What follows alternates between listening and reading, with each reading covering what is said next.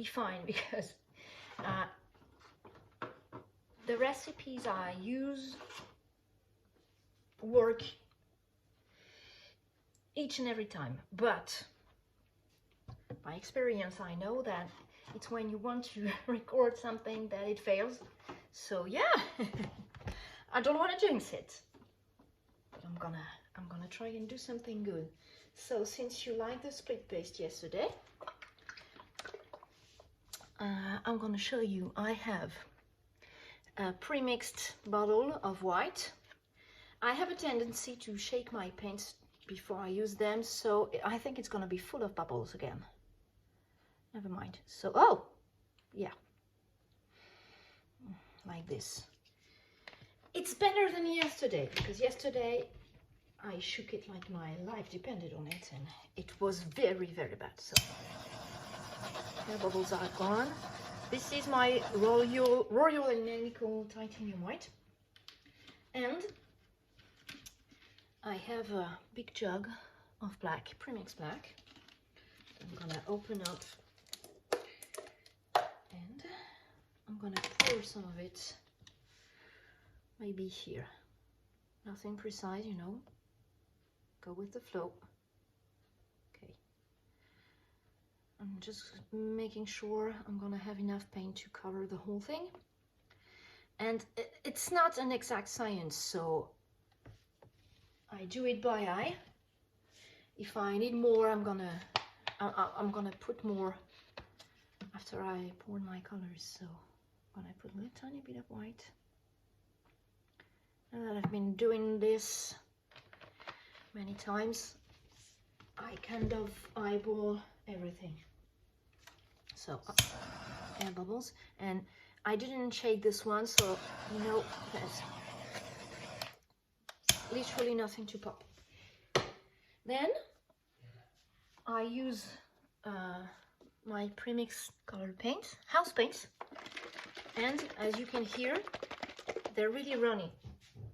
And I love to make, depending on my mood, I do puddles, I do lines, I do waves. So today I'm gonna do oh, something like this. And yesterday evening I thought I had to thin down my colors, and I totally forgot. But now that I'm ready and going, never mind. Okay, maybe in some places I could do puddles. Yeah, it should be fun. I'm gonna reverse it. I'm gonna do this red here. Okay. Oh, these are full of bubbles because I shoot them beforehand.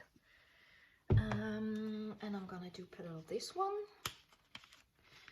This is more of a brownie. It's like a, maybe a burnt sienna or something. Okay. I wanted to have red and beige for this one. Now I'm gonna put this one. And you know, I know that I need to thin down my colors because when they're in puddles, they're okay. But when I pour them in a line, the line doesn't stay, it sinks down into my black and white mix. So it means they're too thick. But it's gonna work anyway. That's the beauty of this. Even though I know my colors aren't really up to the task, it's gonna work anyway. Okay. So, and you can kind of see the reaction here around the puddle, like small dendrites, and here around the line on the white. And it's making, in the white, it's making some colored shadow. I love this effect. And you know that my station is not leveled because it's the problem with these metal bars.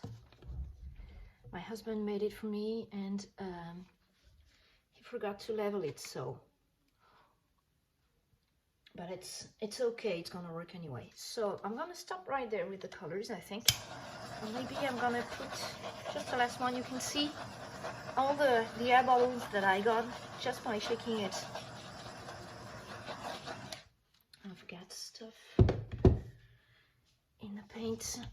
Okay, supposed to have a tweezer just ready, but I can't remember where it is, so I'm gonna get rid of this by hand. Cat hair. Okay, and I just want to do another one, a lighter one here. Yes, creamy one. I love this one. These colors have names because they're house paints, and in France they love to name house paints as much as they do in the US, but I can't remember them. I don't think it's really important. You just have to put the layers of the colors you like, name or no name. And I should have put gloves on, but never mind. So what I like to do is beginning slowly to swirl, because the more you swirl the paint, the more friction you get between the colors, between the layers, and the more you should be able to get pearls. And you can have a rough idea of a composition. So I'm gonna get rid of this first. So yeah, then yes. Oh, love this. And then I want to do this way, and I'm gonna have to get rid of a lot of paint, because the more friction you have, so the more stretching you do, the more pearls you should get. So okay, yes, gonna get this corner done. And you see, I already start to get some pearls in the white. So up and then back. I'm gonna try to have a nice composition. I know that you can't really see what I'm doing because you are upside down, but yes. Oh, yes. Oh, nice. I love this one. Okay, now I'm gonna try and fix my edges just by touching them up with my fingers. Don't really care about the edges oftentimes with my pearl pores, so I'm trying to get the colors I need, matching what I have on the sides. So I'm picking this up from the bottom of my pour box. And okay, am I still in shade? Yes, I'm still in frame. Okay, but I think I'm gonna have to push that. No, I'm gonna have to take that back. So as you can see, the areas that I have most pearls is the areas where I stretched a lot. So here and here. My white is really reactive. Really reactive. I think I love the composition. Maybe I could just tilt a little more down to get rid of a little more paint, and just like that. Okay, so I know I'm gonna stretch my white pearls, but I don't think they're done yet, so let's not over stretch them. And then I'm gonna be back. So as you can see, I kept my yellow ochre and the black, because my black is not as reactive as my white, but it all got swallowed up in the white. But I love the fact that I got this kind of corally color just with my reds and burnt sienna in the white. It's pretty. Hey, sometimes I like to play with it. So I take a palette knife And since I have tremors, sometimes it's really difficult to control my moves, so I'm gonna try and be gentle with this one, because I would like to do something like that.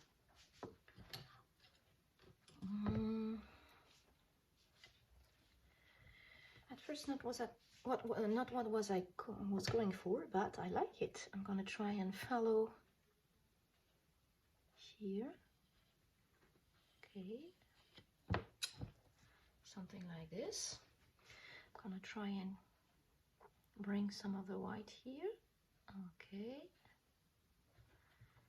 and maybe there too. Don't want to lose this. It's kind of interesting. I'm gonna take this here.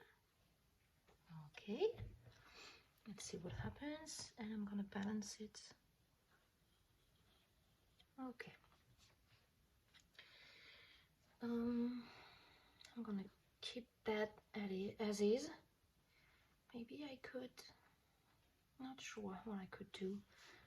Can do something here, just a tiny bit, like this, and tiny bit here, like this.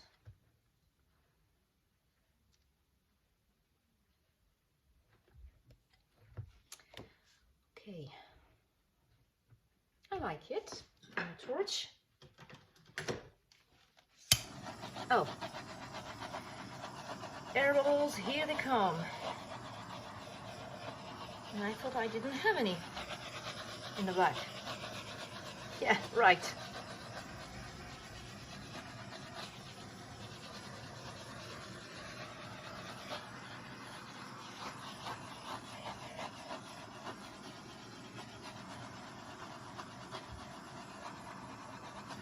It's like myriads of stars, teeny tiny stars, popping up everywhere.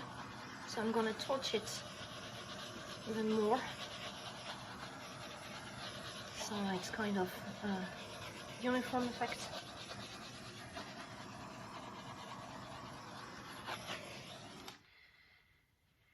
And yeah, I think I'm done. I like it. I really liked how the colors mixed up. And you know, because I mix my colors the same way as my white and black base, I oftentimes get multicolored cells. I don't only have white pearls, I have here multicolored pearls. You can see in there white, black, red. I have tiny here.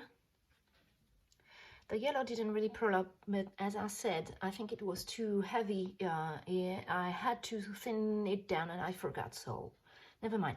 Last step, cleaning up my edges. Yes, I know I do it with my fingers. I should wear gloves. Usually I do, but I've been so happy to pour these past few days that I always forget to use gloves.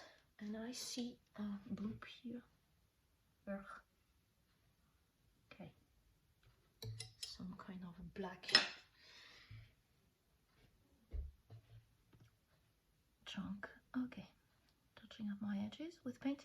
And I think the other reason that I don't wear gloves in the pearl pours is because when I want to touch up the edges, it's easier when I can feel the paint in my hands, and as it's not leveled, it's beginning to migrate again. So I'm gonna put it up to dry. Okay, so I think it's better like this. I'm gonna put it up to dry. So that's how I do my pearl pours. I don't think any more are going to develop now that I'm done. So I'm gonna put it up to dry.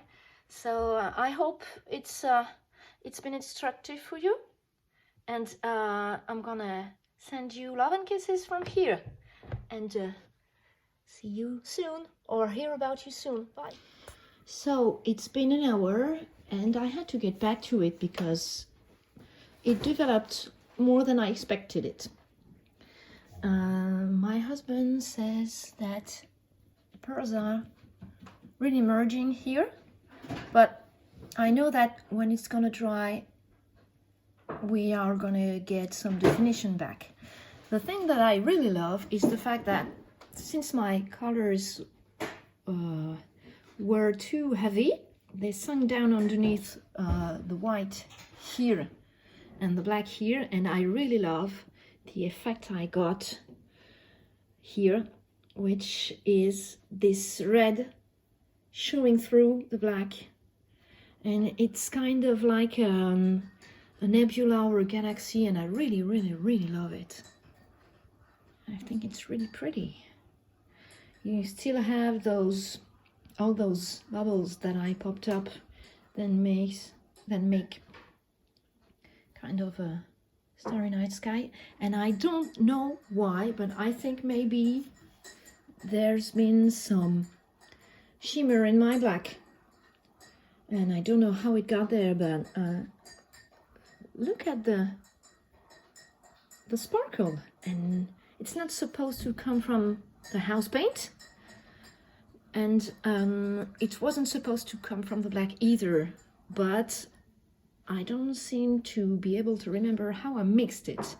And I think that I really could have mixed some Artist Loft soft body acrylic in black with some other black acrylic paints, and some of them with sparkles, because what you see here is the yellow showing through under the black because I popped all those air bubbles, but here it's not air, it's sparkle. So I'm really impatient to see how it is when it's all dried up, because it's very promising and I love it. So yeah, I'm gonna try and take a picture when it's dry. Bye. Hello again. I'm gonna try and be quick with this one. I have several remarks here. First, I know that my canvases are cheap because this border is really not straight, as you can see. It's really warped, so it made the canvas on top warp too. And second, you can't really see the little tiny air bubbles I popped. You can't see there anymore, and you can't see the sparkle either. So it's kind of a disappointment, but it had to be expected in the beginning, so I'm not that disappointed after all. And as I told my husband, the definition is still there, and in this area it's really pretty. So all in all, it dried up quite well. I don't know if I can get my canvas to be flat again, but I really love this piece, and I hope you do too. See you in the next video. Bye.